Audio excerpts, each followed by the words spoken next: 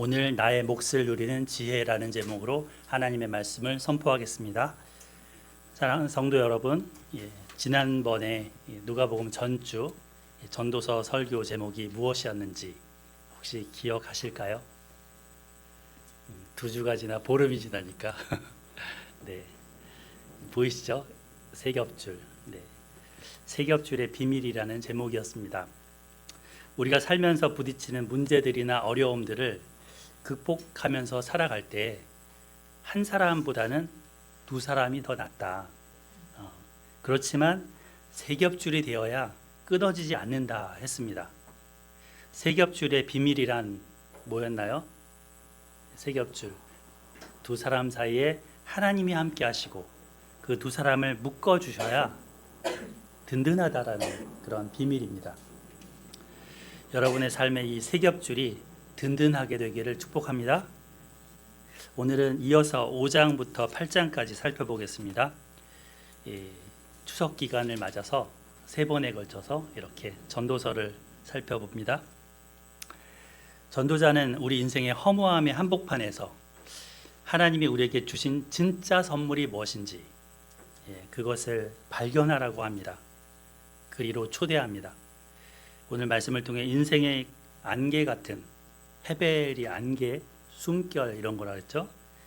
그런 안개 같은 속에 방황하는 우리 인생에게 하나님의 어떤 말씀이 우리의 삶의 방향이 되는지 또 깨닫는 시간 되기를 소망합니다. 인생의 허물을 직시하는 정직함이라는 부분으로 첫 단락을 한번 보겠습니다. 5장부터 8장까지 말씀은 우리가 애써 외면하고 싶은 그런 인생의 불편한 진실들을 거울처럼 비춰줍니다. 첫 번째는 여기 서원의 위험이라고 되어 있죠. 함부로 서원하는 게 얼마나 위험한지를 지적합니다. 1절을 우리 같이 한번 읽어보겠습니다. 시작. 너는 하나님의 집에 들어갈 때에 네 발을 삼갈지어다. 가까이하여 말씀을 듣는 것이 우매한 자들이 재물 드리는 것보다 나으니 그들은 악을 행하면서도 깨닫지 못함이니라.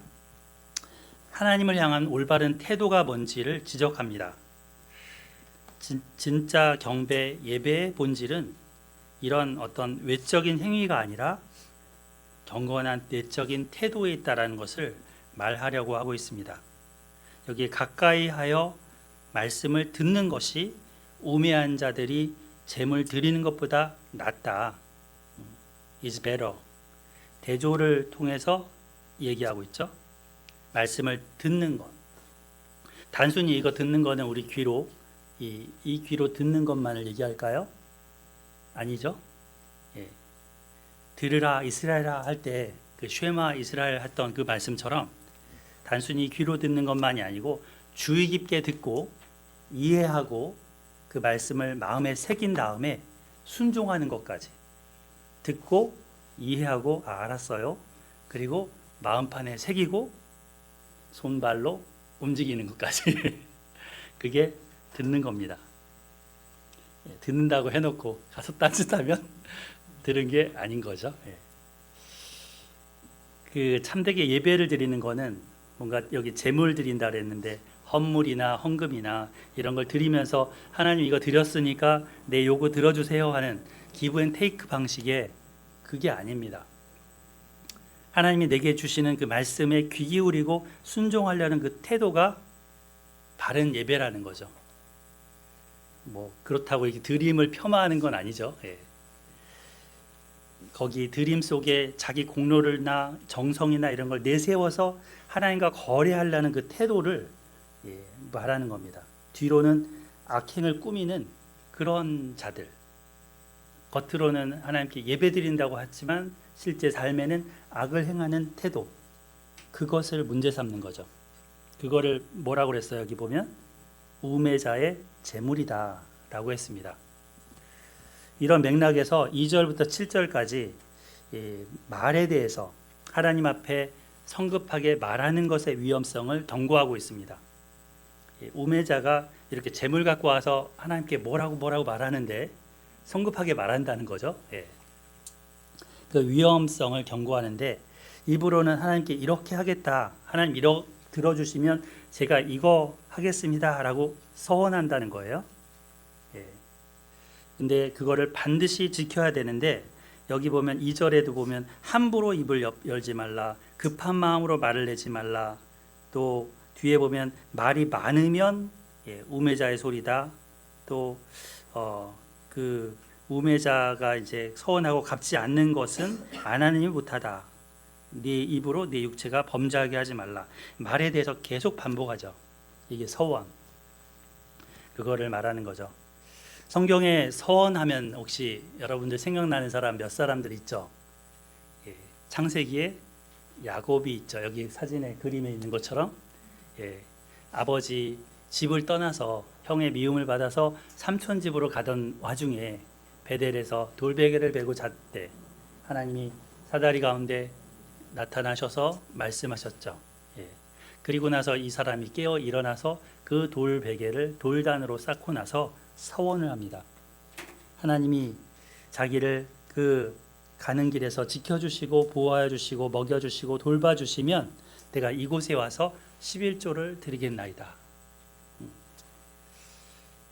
여러분 어떻게 생각하세요? 이 서원을 갚았을까요? 안 갚았을까요? 어떤 사람은 안 갚았다고 성경에 안 나오지 않냐고. 근데 이 사람이 세겜에 이제 돌아오면서 세겜에서 이제 있잖아요. 머물렀는데 디나 사건이 있고 나서 하나님이 베델로 가라 합니다. 그때 우상을 다 나무 밑에 다 이렇게 묻고 버리고 베델로 향해서 베델에 가서 제단을 쌓죠. 그 제단에 그냥 제단 쌓나요? 제물을 드리잖아요. 그래서 그곳에 와서 제물을 드려 서원을 갚았다고 저는 봅니다. 반면에 잘못된 서원을 한 사람이 있죠. 여기 밑에 있는 그림 사사기에 나오는 입다라는 사람입니다. 이 입다라는 사람은 암몬과의 전투하기 전에 이제 자기가 이 전쟁에서 승리를 해야 그동안 자기 지위가 상당히 비천한 신분이었는데 이제 우두머리의 신분으로 이스라엘 가운데 설 수 있는 기회가 된다. 그래서 이 전쟁에 승리하면 돌아왔을 때 처음 만나는 것을 제물로 드리겠다 서원합니다. 이게 성급한 서원이 됐습니다. 그는 돌이킬 수 없는 이 서원 때문에 처음 맞이한 사람이 무남 동녀 외동딸이에요. 우리 서인이처럼 얼마나 소중하고 얼마나 값지고 얼마나 보배로워요. 근데 서원은 했어요. 하지만 이 사람은 그 마음의 삶의 말씀 율법이 제대로 박혀 있는 사람이 아닙니다. 하나님이 인간 인신 제물 제사를 원한다는 것을 모르는 사람입니다. 이방 풍속만 알아요. 몰래에게 드리는 인신 제사 같은 그런 식으로 자기 딸을 드리기로 하게 됩니다. 입으로 낸 이 성급한 서원 때문인 거죠. 이 일화는 서원이 얼마나 신중해야 하는지를 보여주는 그런 예시입니다. 인간적인 열심과 성급함이 하나님의 뜻, 특히 이 인신제사를 금한다는 걸 헤아리지 못할 때 어떤 결과를 낳는지 경고해주는 모델인 거죠. 그 사사기 그 본문에 대해서도 학자들이 여러 의견들이 있어요. 진짜 이 여자 그 딸을 죽였냐, 아니면 처녀로 사는 것도 여자로서는 고대의 죽음인데 그렇게 산 거 아니냐, 뭐 이런 식으로. 근데 사사기 시대에 그 정말 말씀대를 알지 못하는 시대를 대변해주는 것이기 때문에 딸을 이렇게 드렸다라고 봅니다. 참 안타까운 일이죠. 서원이라는 걸 하나님께 내 욕망을 성취하기 위한 수단으로 사용할 때 위험합니다. 입다가 자기의 이 성취를 통해 자기 입지를 세우고자 하는 그 욕심으로 했을 때 그는 이런 어려움에 처한 것입니다. 또 그렇다고 이 약속을 지키지 않는 것도 하나님을 경홀히 여기는 거죠. 그래서 6절에 보면 내 입으로 내 육체가 범죄하게 하지 말라. 그 하나님의 천사죠. 사자라는 건 천사 앞에서 내가 서원한 게 실수였어요 말하지 말라. 어찌 하나님께서 내 목소리로 말미암아 진노하사 내 손으로 한 것을 멸하시게 하랴라고 경고합니다. 결국 이 전도자는 꿈과 말이 많은 그 공허한 종교적인 행위, 그거를 비판하고 있습니다. 결론으로 어떤 결론을 내나요? 7절 마지막 부분 한번 보실까요? 오직 너는 여호와를 경외할지어다. 예, 여호와 경외를 결론으로 얘기하는 거죠. 참된 예배는 이 인간의 이 새치혀의 알량한 말이 아니라 어디서부터 온다고요? 귀를 여는 데부터 나온다는 거죠. 귀를 열어서 하나님 말씀을 먼저 들어라. 입다도 이 말씀을 먼저 들었다면 이런 판단하지 않았을 겁니다. 이렇게 성급한 서원하지 않았을 겁니다. 들어라. 그리고 이 하나님께서 어떤 분인지를 그 말씀을 통해 경외심을 갖고 살아가도록 권면하는 거죠. 우리는 말을 잘해야 먹고 사는 시대에 살고 있습니다. 그죠? 말도 유창하게 잘하는 사람이 얼마나 많은지 저는 때로 주눅이 듭니다. 하지만 말보다 뭐가 더 중요하다? 듣는 게 더 중요하다라는 것을 오늘 말씀을 통해 새겨봅니다. 두 번째는요, 재물의 허무함입니다. 재물의 허무함. 그 5장 10절을 한번 우리 양정훈 집사님 읽어주실까요? 5장 10절. 돈을 사랑하는 자는 은으로 만족하지 못하고 풍물을 사랑하는 자는 세금으로 만족하지 아니하나니 이것도 헛되도다. 네, 여기 은이라는 건 돈이에요. 돈으로 바꾸면 되죠. 돈을 사랑하는 자는 돈으로 만족하지 못하고 이렇게 더 많이 소유하면 우리는 행복할 거다라고 생각합니다. 200만 원 벌던 사람이 400만 원 벌면 월급 들어오면 행복하겠죠. 이렇게 그 뭐 1000만 원 투자했는데 1억을 벌면 우와 행복할 거다 이렇게 생각합니다. 근데 여기 10절은 그 행복, 만족, 이 만족이 거기에 그치지 않는다는 거죠. 그것으로 채워지지 않는다는 거죠. 이 인간의 심리와 본성은 그 만족을 모르는 상태라는 거예요. 늘 목마른 상태. 뭘로 계속 채워도 밑 빠진 독처럼 그 인간의 심리의 만족을 다 채울 수 없다는 겁니다. 그래서 헛되다 선언합니다. 11절을 우리 이승택 집사님 읽어주실까요?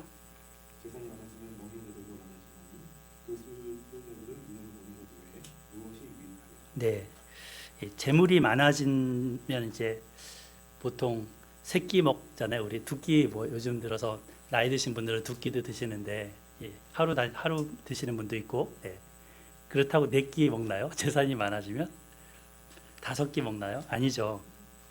먹는 양은 정해져 있어요. 보통 식솔이라는 말을 쓰죠. 식솔. 그 먹여 살리기 위해 거느리는 물이라는 뜻입니다. 그러니까 먹을 식자에다가 거느릴 솔. 집에서 함께 이렇게 살면서 끼니를 해결하는 사람. 근데 여기 보면 재물이 많아지면 그런 사람이 많아진다는 거예요. 그러니까 뭐 그 회사도 좀 더 재물이 많아지면 기업을 늘려가죠. 직원도 늘려가죠. 그리고 옛날 같으면은 하인들, 종들도 늘려가는 거잖아요. 그런데 그 종들이 많아지니까 그들이 먹는 양들이 있습니다. 그래서 쌀독의 쌀이 금방 줄어듭니다. 저희는 부부가 둘이라서 밥을 되게 오래 먹습니다. 쌀을 가져다도. 근데 저희 큰아들네는 금방 동이 난대요. 아이들 먹는 양이 점점 늘어나니까. 이게 숫자가 사람이 많아지면. 근데 그 주인은 눈으로 볼 뿐입니다.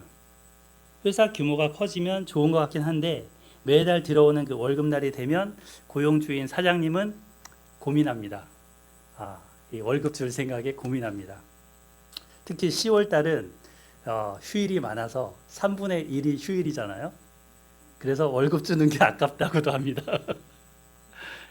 당연히 공휴일에 쉬는데도. 12절 보시면 노동자는 먹는 것이 많든지 적든지 잠을 달게 자거니와 부자는 그 부유함 때문에 자지 못하느니라.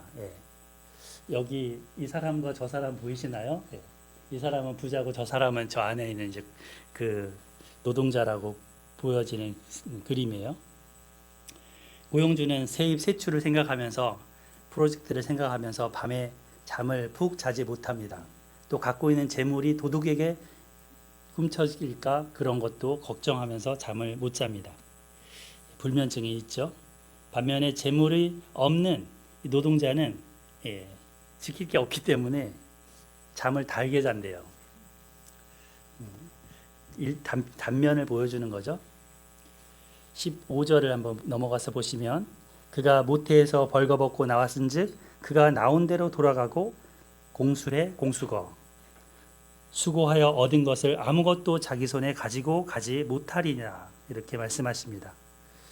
결국 모든 것을 손에 쥐지 못한 채 빈손으로 떠납니다.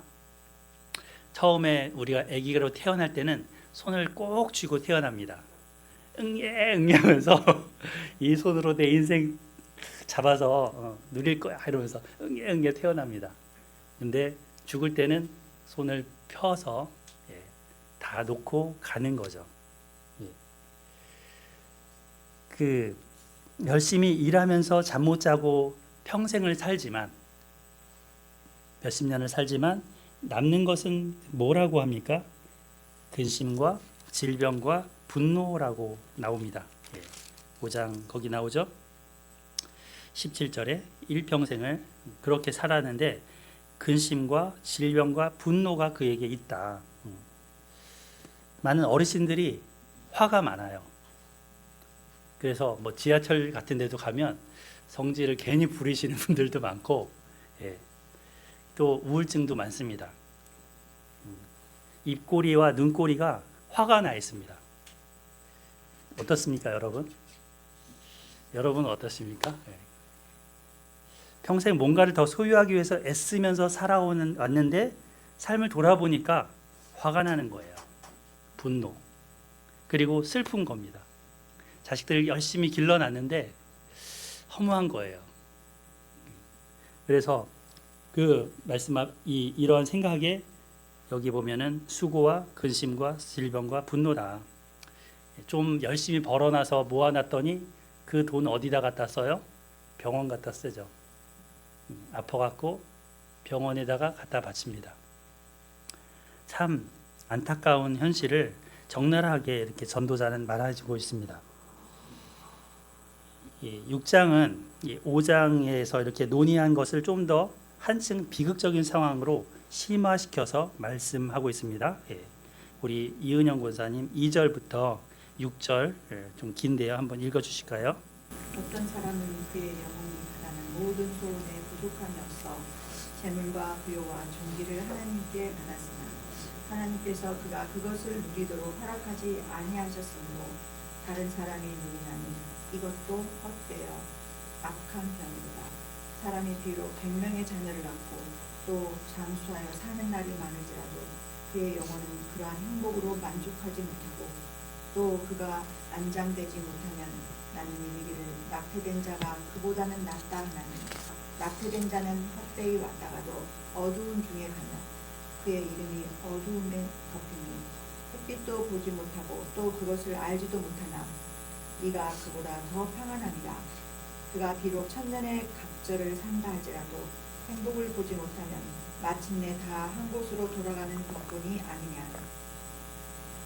네, 7절 제가 읽을게요. 사람의 수고는 다 자기의 입을 위함이나 그 식욕은 채울 수 없느니라.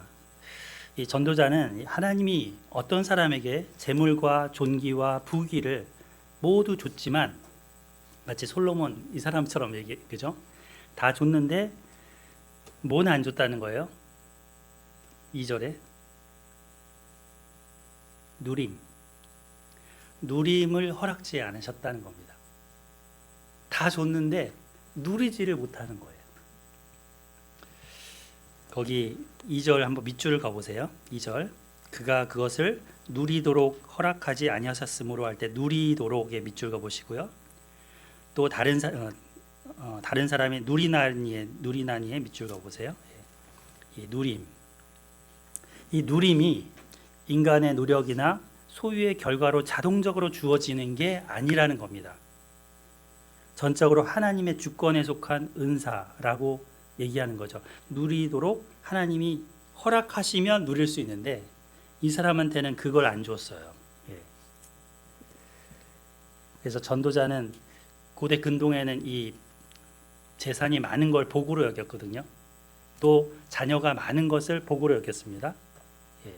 그리고 자기가 이제 이렇게 누릴 때 하나님 복 받은 사람이다라고 할 수 있는데 그 누림이 없으면 차라리 뱃속에서 태어나지 않고 죽은 아이보다 못하다라고 선언합니다. 삶의 어떤 양적인 측면, 얼마나 오래 살고 얼마나 많이 가졌나, 이 양적인 측면보다 질적인 측면, 예, 오래 못 살고 적게 가져도 주어진 게 이만큼일 때 그거를 얼마나 누렸나, 질적인 측면, 그 부분이 더 중요하다라는 것을 얘기하는 거죠. 누림이 없이 소유만 하는 인생은 불쌍한 겁니다. 예, 예. 잠깐만요. 휴지 하나 주실래요? 네. 감사합니다.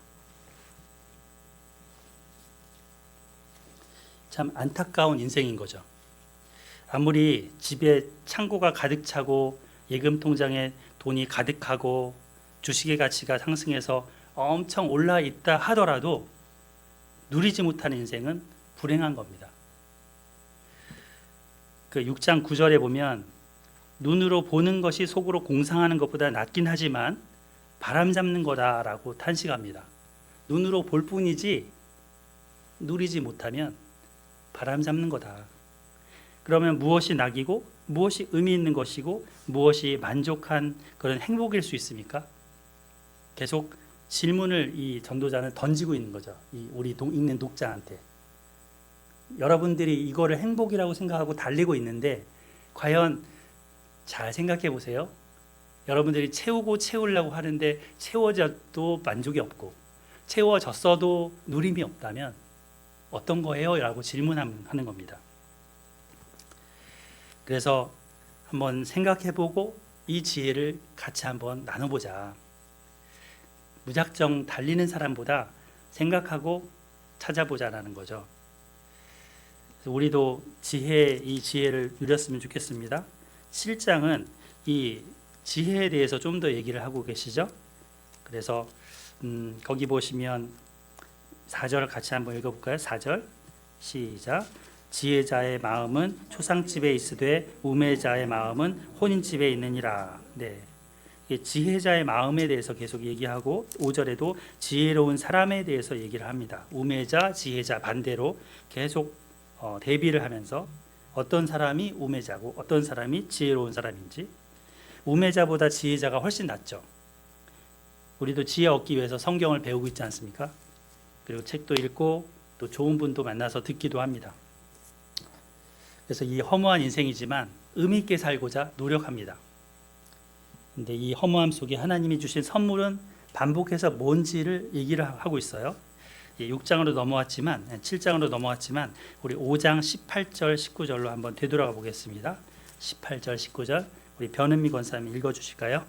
하나님께서 저에게 주신 바 그 일평생에 먹고 마시며 해 아래 사는 모든 수고 중에서 나를 보는 것이 선하고 아름다운 내가 보았나니 그것이 그의 몫이니라. 또한 어떤 사람에게든지 하나님이 재물과 부를 그에게 주사 이미 누리게 하시며 제 몫을 받아 수고함으로 즐거워하게 하신 것은 하나님의 선이. 아멘. 거기 19절에 누리게 하시며의 밑줄도 가보세요. 예. 오늘 설교 제목이 뭐랬어요? 나의 몫을 누리는 지혜입니다. 누리는 지혜. 예. 여기 누린다라는 말이 또 나오죠. 예. 근데 이 말을 좀 누리는 게 뭐냐? 누리는 게 뭐예요? 그거를 실제적으로 표현하는 게 8장 15절입니다. 우리 8장 15절. 예. 이효승 주사님 한번 읽어 주실까요? 8장 15절 이에 내가 희락을 찬양하노니 이는 사람이 먹고 마시고 즐거워하는 것보다 더 나은 것이 해 안에 없음이라. 하나님이 사람을 해 아래에서 살게 하신 날 동안 수고하는 일 중에 그러한 일이 그와 함께 있을 것입니다. 아멘. 예, 여기 밑줄 그어보세요. 또 먹고 마시고 즐거워하는 것. 예. 이게 누림이라는 거예요. 이분들 먹고 마시고 즐거워하잖아요. 저 예배 끝나고 먹고 마시고 즐거워하잖아요. 예, 영육간에 먹고, 예, 영적인 말씀 먹고, 또 실제적인 음식 먹고 즐거워합니다. 하나님이 주신 몫이고 복이라고 하는 것이고 선물이라는 것입니다. 반복해서 얘기하는 거죠. 그의 복, 예, 그의 포션이고 하나님의 선물, 하나님의 기프트다, 예, 얘기하십니다. 보통 흔히 나의 몫이라고 하면 남들보다 더 성공하고 남들보다 더 많은 재물을 갖고 남들보다 더 높은 명예를 생각합니다. 하지만 성경이 말하는 나의 몫은 그런 거창한 게 아닙니다. 아주 단순하잖아요. 먹고 마시고 즐거워하는 거. 그죠? 아까도 예배 전에 사모님이 커피 한 잔을 따뜻하게 해주셔서 마셨는데, 예, 참 맛있었습니다. 내가 마시는 따뜻한 커피 한 잔 마시고 또 사랑하는 가족과 함께 둘러 앉아서 또는 마주 앉아서 먹는 식사, 그리고 땀 흘려 일하고 얻는 작은 보람. 이 가을날에는 하늘도 맑고 구름 한 점 없을 때도 많고 공기도 맑고, 예, 시원합니다.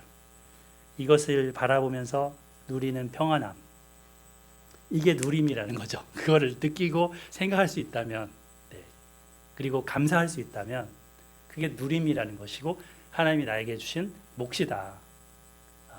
이걸 아는 게 지혜자입니다. 지혜입니다. 평범하고 소박한 일상 속에서 하나님이 숨겨둔 우리에게 주신 선물이 있는데 그것이 바로 이것입니다. 그런데도 나의 몫이 아니라 남의 몫을 자꾸 부러워하며 살기 때문에, 예, 불행은 거기서 시작되는 거예요. 왜 힘드냐? 남의 몫을 부러워하기 때문인 거예요. 나의 몫이 있는데도. 그래서 7장 10절은 이렇게 얘기하죠. 7장 10절 우리 다 같이 읽어보겠습니다. 7장 10절 시작. 옛날이 오늘보다 나은 것이 무엇이냐 어찌미냐 하지 말라.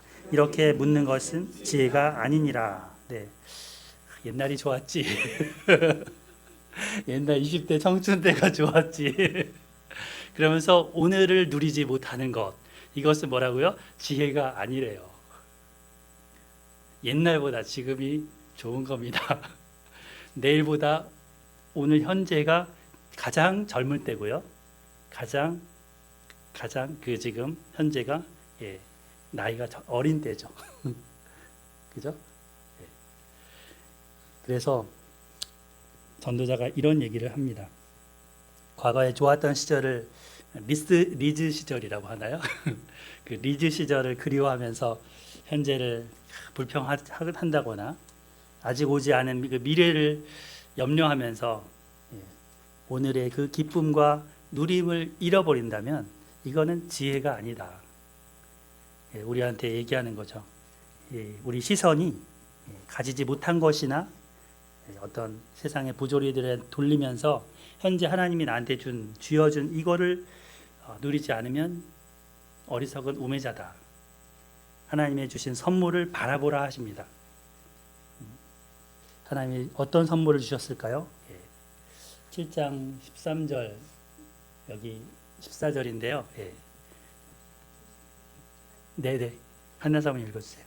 하나님께서 행하시는 일을 보라. 하나님께서 곧게 하신 것을 누가 능히 곧게 하겠느냐. 평통한 날에는 기뻐하고 공고한 날에는 되돌아 보아라. 이 두 가지를 하나님이 병행하게 하사 사람이 그의 장래일을 능히 헤아려 알지 못하게 하셨느니라. 네, 아멘. 예. 하나님이 두 선물을 주셨는데 하나는 이제 형통한 날이고요. 하나는 곤고한 날이에요. 그래서 이 두 가지를 하나님이 우리한테 주셨습니다. 이게 병행합니다. 근데 형통한 날을 내가 억지로 곤고한 날로 만들 수도 없고 곤고한 날을 억지로 형통한 날로 바꿀 수도 없습니다. 그 날에 내가 어떻게 처신하는가가 나의 처신하는가가 지혜인 거죠. 그 지혜는 뭐냐? 형통한 날에는 기뻐하십시오. 곤고한 날에는 되돌아봐서 내가 고칠 게 없는지, 반성할 게 없는지 생각해보고 되돌아보라는 겁니다. 일이 잘 풀리고 계약이 잘 성사되고 직원들이 열심히 일해서 성과가 나고 하는 그런 날이 있습니다. 반면에 이런 날만 있지 않고 투자한 주식은 폭락하고 병원에 검진을 받으니까 큰 병이 발견되기도 하고 또는 갑작스러운 사고가 나기도 합니다.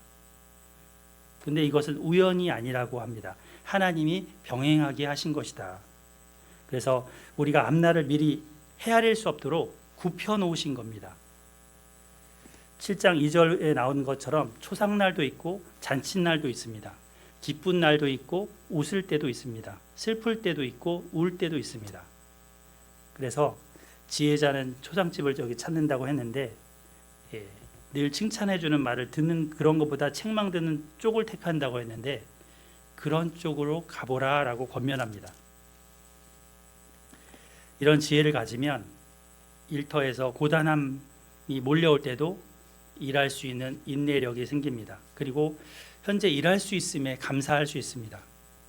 또 만약에 자녀들과 갈등이 있다면 그 갈등 속에서도 곤고함 속에서도 가정을 주신 자녀들을 주신 것을 인해서 감사할 수 있고 기뻐할 수 있고 그 어려움을 넘어설 수 있습니다. 건강의 염려 속에서도 오늘 그러나 숨 쉴 수 있지 않는가, 이 생명을 내가 현재 받고 있지 않는가 라고 생각하면서 감사할 수 있는 그 누림을 실천할 수 있습니다. 이렇게 허무한 세상 속에서 곤고한 날에는 생각하고 되돌아보고 형통한 날에는 기뻐하는 그 누림의 실천이 필요하다는 거죠. 오늘 우리는 전도서 말씀을 통해서 이 허무함 속에 어떻게 우리가 나를 매일매일을 누리면서 살 것인가 지혜를 함께 생각해 보았습니다. 뒤에 이 8장 14절부터 뒷부분은 이 세상의 불의와 부조리에 대해서 고발하는 내용이에요. 14절 8장 14절 다 같이 한번 읽어볼까요? 시작. 세상에서 행해지는 헛된 일이 있나니 곧 악인들의 행위에 따라 벌을 받는 의인들이 있고 의인들의 행위에 따라 상을 받는 악인들도 있나니 내가 이르노니 이것도 헛되도다. 네. 그러니까 정직하게 사는 사람이 오히려 손해 보는 것 같은 모습, 또 불의한 방법으로 성공하는 사람들이 있는, 그래서 그 사람들이 떵떵거리고 사는 모습이 현실 세계에 있다는 거죠.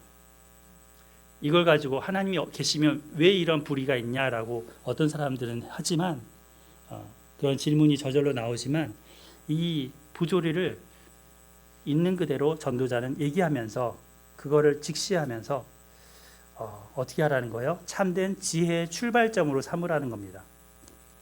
내가 통제할 수 없는 그 인생의 문제들이, 이해할 수 없는 문제들이 현실 세계 속에서 막 다가오는데, 나의 한계가 다가오는데 그런 속에서도 하나님을 경외하고 하나님이 주신 것이 무엇인지 생각해보고 그것을 누리라고 권면합니다.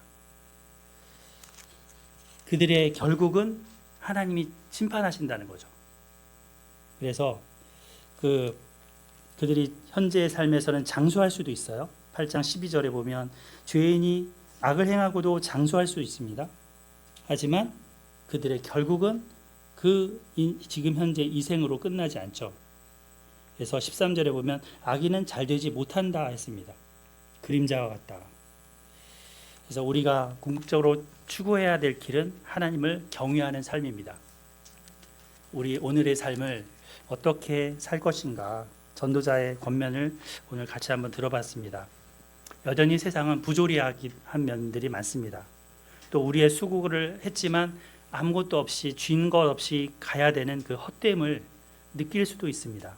하지만 이런 속에 주관하시는 하나님, 그분을 경외하면서 오늘 주신 것에 누리면서 살아간다면 이게 참된 지혜이고 이게 우리에게 하나님이 원하시는 삶입니다.